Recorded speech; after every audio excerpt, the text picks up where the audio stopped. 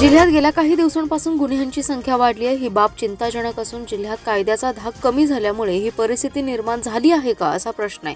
त्यासाठी upper police अधीक्षक ऋतू खोकर यांच्या अध्यक्षतेखाली स्वतंत्र टास्क फोर्सची स्थापना करण्यात असल्याची माहिती जिल्ह्याचे पालकमंत्री चंद्रकांत पाटील यांनी दिली आहे। दरम्यान विटा ड्रग्ज प्रकरणी सर्व गुन्हेगारांना मुक्का लागेल असंही त्यांनी सांगितले। पालकमंत्री पाटील म्हणाले, जिल्ह्यात गुन्हे वाढत आहेत, त्यामुळे सर्वजण चिंतेत आहेत। वाढती गुन्हेगारी रोखण्यासाठी टास्क फोर्स नियुक्त केलाय। गुन्हेगारी वाढण्याची कारणे काय? कायद्याचा धाक कमी झाला आहे का? पोलिसांची संख्या वाढवावी लागेल का? पोलीस चौकी वाढवाव्या लागतील काय? गस्त वाढवावी लागेल काय? याबाबत हा टास्क फोर्स पुढील आठवड्यात पहिला अहवाल सादर करेल। पोलीस वाहने, गस्ती वाहने वाढवण्यासाठी जिल्हा नियोजन समितीतून निधीची तरतूद केली जाईल। शाळा कॉलेजमधील हिंसाचार रोखण्यासाठी विशेष दक्षता घेण्यासाठी उपाययोजना करण्यात येतील। सीसीटीव्ही कॅमेऱ्यांची संख्याही वाढवता येईल, त्यासाठी जिल्हा नियोजन समितीतून निधी दिला जाईल। जादाच्या निधीसाठी शासनाकडे पाठपुरावा केला जाईल।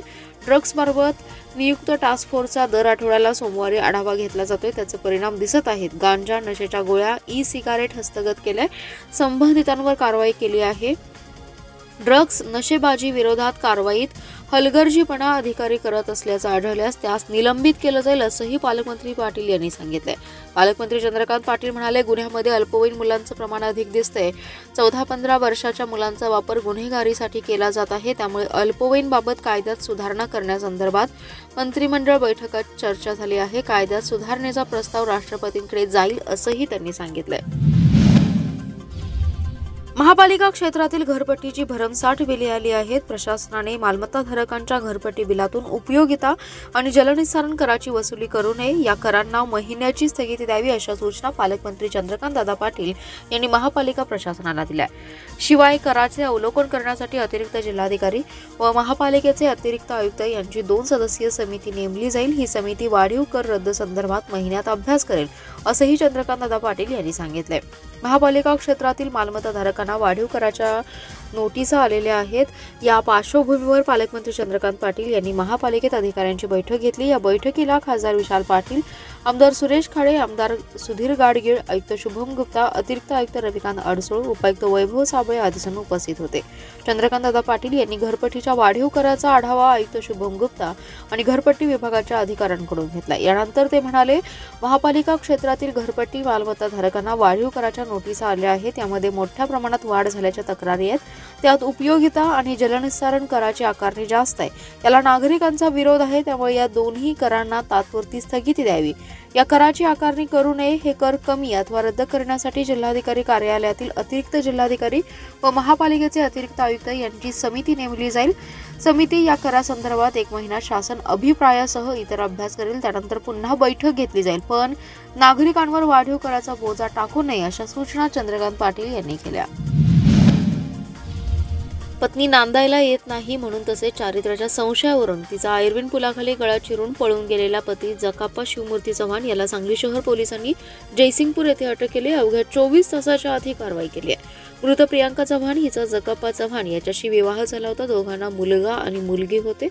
जकाप्पा याच्या त्रासाला कंटाळून प्रियांका ही 4 ते 5 महिन्यापासून माहेरी सांगलीवाडी परिसरात राहत होती। ती एका साडी सेंटरमध्ये कामाला जात होती। पत्नी नांदायला येत नसल्यामुळे तसेच तिच्या चारित्र्याच्या संशयावरून जकाप्पा तिच्यावर चिडून होता। शनिवारी तो तिला भेटण्यासाठी सांगलीवाडीत आला। रविवारी रात्री प्रियांका कामावरून घरी निघाल्यानंतर तिला भेटला। त्यानंतर तिला सरकारी घाटावरून आयर्विन पुलाखाली नेऊन तिचा धारदार शस्त्राने गळा चिरून खून केला। रात्री 9:30च्या सुमारास हा प्रकार घडलाय। खुनानंतर शहर पोलीस ठाण्याचे निरीक्षक संजय मोरे यांनी गुन्हे प्रकटीकरण शाखेचे उपनिरीक्षक महादेव पवार यांचं पथक विजापूरकडे रवाना केलं, तसेच एक पथक रत्नागिरीकडे रवाना केलं। उपनिरीक्षक पवार यांना तांत्रिक माहिती आणि गोपनीय बातमीदारामार्फत संशयित जकाप्पा हा जयसिंगपूर येथे एका घरात लपून बसल्याची माहिती मिळाली। त्यानुसार पथकाने चांदतारा मशीदजवळ एका घरात लपलेल्या जकाप्पा याला वेढा घालून पकडले।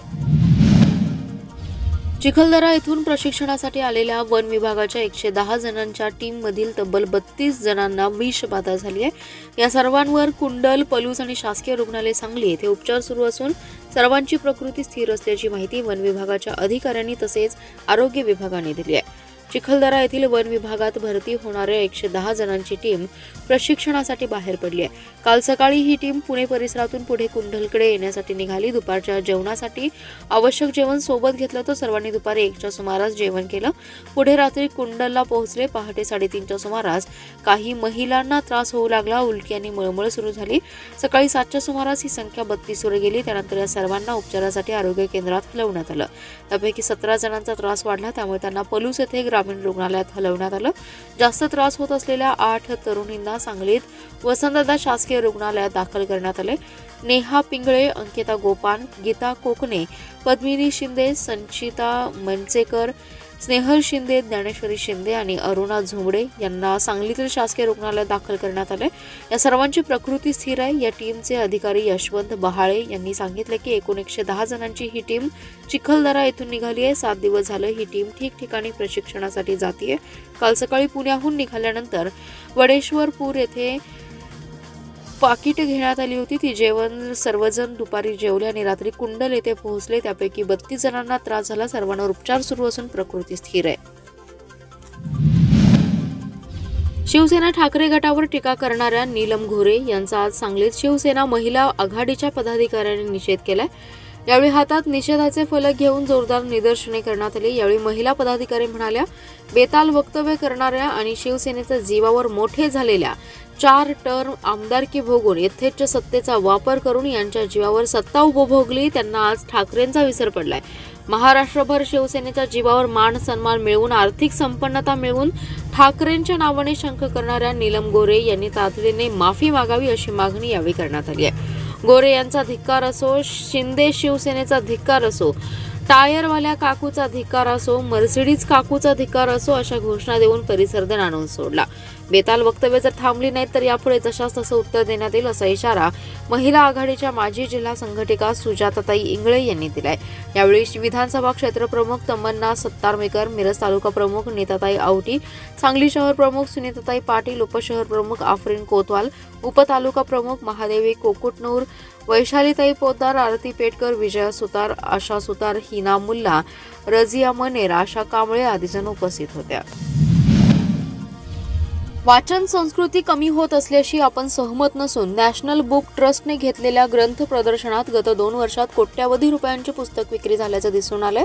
राज्यभरात वाचन चळवळ वृद्धिंगत करण्यासाठी शासन स्तरावरून सर्वतोपरी प्रयत्न करून पाठबळ देऊ 2000 नवीन ग्रंथालयांना परवानगी देण्याची कार्यवाही करण्याबाबत त्यांनी सूचित केले। तसेच ग्रंथालयाच्या अनुदानात 40% वाढ, आमदार निधीतून ग्रंथालयांना पुस्तके वितरण, ग्रंथालयांची श्रेणी वाढ आदींबाबत कार्यवाही सुरू आहे असं प्रतिपादन राज्याचे उच्च व तंत्र शिक्षण मंत्री तथा जिल्ह्याचे पालकमंत्री चंद्रकांत पाटील यांनी आज केले। सांगली ग्रंथोत्सव 2024च्या उद्घाटनानंतर ते बोलत होते। कच्ची जैन भवन येथे आयोजित या ग्रंथोत्सवास खासदार विशाल पाटील, आमदार सुरेश खाडे, आमदार सुधीर गाडगीळ, प्रभारी ग्रंथालय संचालक अशोक गाडेकर, महाराष्ट्र राज्य साहित्य आणि संस्कृती मंडळाचे सदस्य अविनाश सप्रे, सहाय्यक ग्रंथालय संचालक शालिनी इंगोले, जिल्हा ग्रंथालय अधिकारी अमित सोनवणे आदी जण मान्यवर व्यासपीठावर उपस्थित होते। सांगली जिल्ह्याने अतिशय चांगल्या पद्धतीने ग्रंथोत्सवाचं आयोजन केल्याबद्दल अभिनंदन करून पालकमंत्री पाटील म्हणाले, नॅशनल बुक ऑफ ट्रस्टने गतवर्षी आयोजित केलेल्या पुस्तक प्रदर्शनात 400 स्टॉल लावण्यात आले होते। गतवर्षी जवळपास 2.5 लाखांहून अधिक साहित्यप्रेमींनी या प्रदर्शनास भेट दिली आणि 11 कोटी रुपयांची पुस्तक विक्री करण्यात आली। चालू वर्षी या प्रदर्शनात 800 स्टॉल लावण्यात आले आणि 40 कोटी रुपयांची पुस्तक विक्री करण्यात आली। या पार्श्वभूमीवर प्रायोगिक तत्वावर कायमस्वरूपी पुस्तक प्रदर्शन, त्याच ठिकाणी पुस्तक प्रकाशन आणि आवश्यक सुविधा देण्यासाठी प्रयत्न करणार आहोत असंही त्यांनी सांगितलं। पूर्व यवनास्यातून जीवे ठार मारण्याच्या उद्देशाने धारधार शस्त्रे नाचवत विनोद उर्फ बाल्या रामचंद्र माने वडार याचा पाठलाग करत खुनी हल्ल्याचा प्रकार रविवारी भर दुपारी 1:30च्या सुमारास घडला। या प्रकरणी चेतन पाटील, गणेश उर्फ ज्ञानेश्वर पवार, गणेश पालकर, पंकज मुळीक, वैभव कांबळे, युवराज कुंभार, सोन्या कोचीवाले, ओंकार पूर्ण नाव आणि पत्ता माहीत नाही यांच्यासह 2 अल्पवयीन आणि अनोळखी दोघांवर खुनी हल्ल्याचा गुन्हा नोंद करण्यात आलाय। संशयितांना जेरबंद करण्यासाठी इस्लामपूर पोलिसांकडून शोध मोहीम सुरू केली आहे। रविवारी विनोद उर्फ बाल्या माने वडार हा त्याचा मित्र जुबेर शब्बीर मुजावर आणि प्रवीण विजय लोखंडे यांच्याबरोबर दुचाकीवरून शेतात जेवण करण्यासाठी निघाले होते। गाडीमध्ये पेट्रोल टाकण्यासाठी पेठ रस्त्यावर निघाले होते।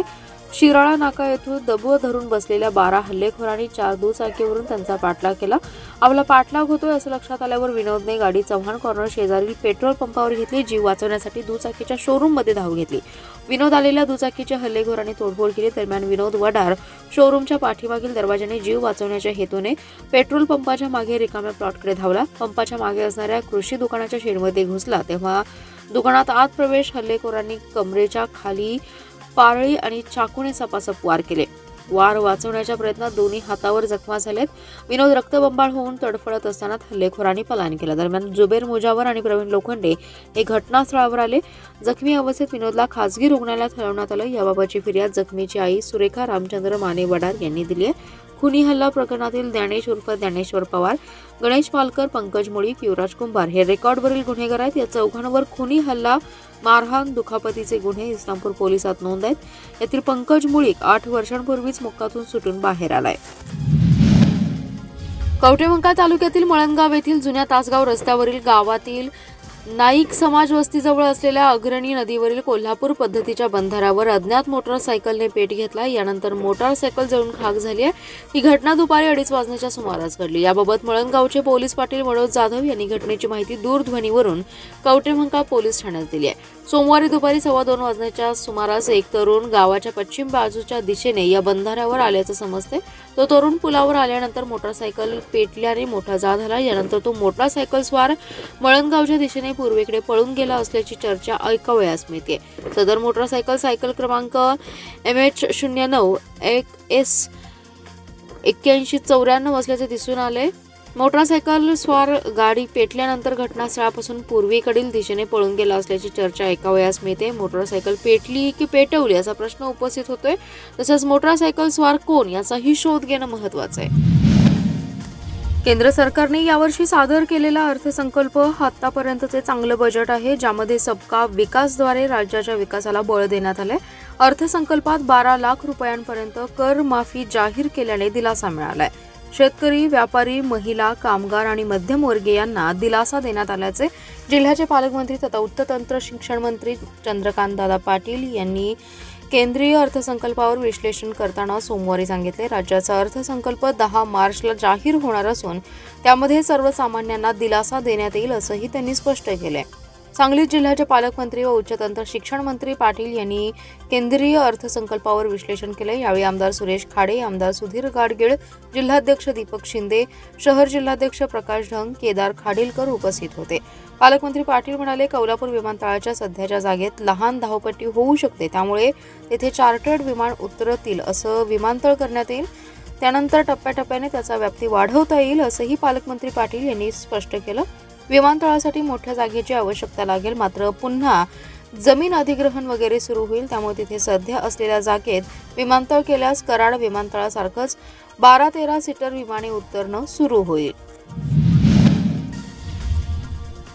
शिराळा बायपास रस्त्यावर नाथ मंदिरानजीक पुलावर ह्युंदाई कारने महिंद्रा मॅक्सी ट्रक पिकअपला दिलेल्या धडकेत कारमधील 1 जण ठार झालाय तर इतर 4 जण जखमी झालेत.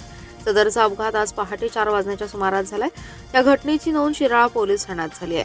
शिराळ्यातील अमोल ज्योतिराम शेटके हे त्यांची महिंद्रा मॅक्सी ट्रक पिकअप घेऊन कोल्हापूरकडे मांगले मार्गे घेऊन जात असताना शिराळा बायपास रस्त्यावर नाथ मंदिरानजीक पुलाजवळ आले असताना समोरून विरुद्ध बाजूने जालना जिल्ह्यातील हुंदाई कार चालक पवन संतोष राठोड याने वेड्यावाकड्या पद्धतीने येऊन फिर्यादीच्या महिंद्रा मॅक्सी ट्रक पिकअपला धडक दिली. यामध्ये कारमधील प्रवासी कैलास ताराचंद चव्हाण हे ठार झाले तर त्याच कारमधील इतर प्रवासी भीमराव दलपत पवार, कांचन कैलास चव्हाण, वर्षा भीमराव पवार यांच्यासह कार चालक पवन राठोड जखमी झालाय.